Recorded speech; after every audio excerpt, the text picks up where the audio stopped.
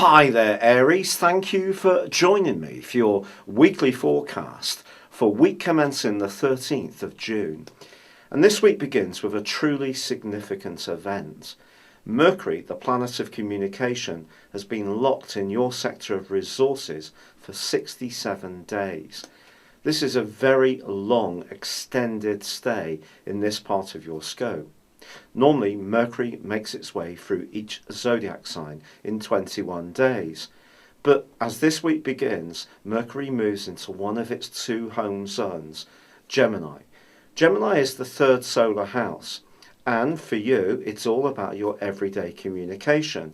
Laying in wait, you already have the Sun and Venus, which have been combining beautifully since the end of last month in this sector.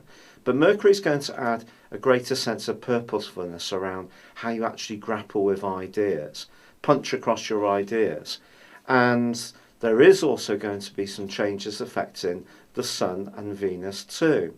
But there's another event which occurs on this Monday. Ironically, Neptune goes into a retrograde, one which is going to last for 5.5 months. This is a really important planet, and this year it's forged a number of highly influential angles to other planets, and it continues to do so. It's still in the T-square, the long-standing T-square, with Jupiter and Saturn.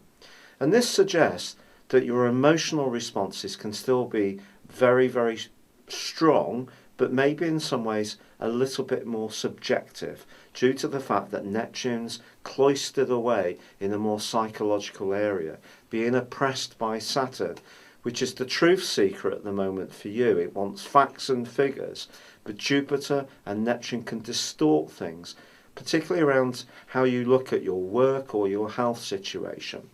So if you do have lots of conversations this week, and it's entirely possible, just stay conscious of the fact that that energy is at the back of your situation still. Now also, both Venus and the Sun are angling up with Mars. Now Mars is in the part of your horoscope, has returned to the part of your horoscope, which is very much to do with your long-term financial future, the things you share with other people, whether it's a deep romantic connection or bricks and mortar or some kind of financial investment in a business. But because the Sun and Venus are at a rather obtuse angle to Mars, this is not a week to charge into anything.